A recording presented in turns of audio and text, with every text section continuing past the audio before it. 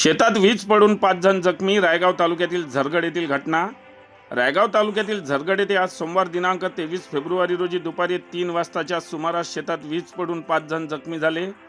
त्यांना यवतमाळच्या जिल्हा रुग्णालयात दाखल करण्यात आले असून त्यांच्यावर तातडीने उपचार सुरू करण्यात आले आहे.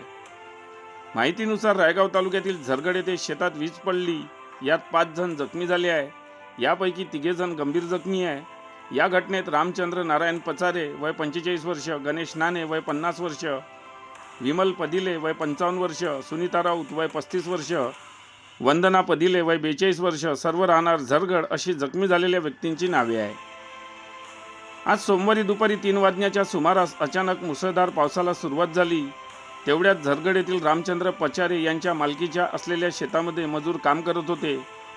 यानंतर पावसाला सुरुवात होताच एका झाडाखाली ते 5 जण दबून बसले होते. यावेळी अचानक मुसळधार पावसासह वीज कडाडली आणि ती वीज अंगावर पडून 5 जण जखमी झाले. याची माहिती आजूबाजूच्या शेतकऱ्यांना कळताच तातडीने त्यांनी नातेवाईकांना बोलवून रायगाव ग्रामीण रुग्णालयात दाखल केले. मात्र यामध्ये 2 पुरुष आणि 1 महिलेची स्थिती गंभीर असल्याने त्यांना यवतमाळ येथील शासकीय रुग्णालयात दाखल करण्यात आले आहे.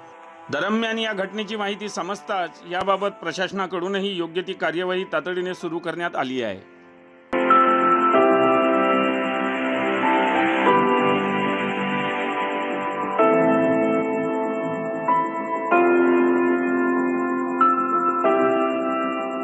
बातम्यांशी अपडेट राहण्याकरिता आजच आमच्या चॅनलला सबस्क्राईब करा आणि बेल आयकॉनवर क्लिक करा.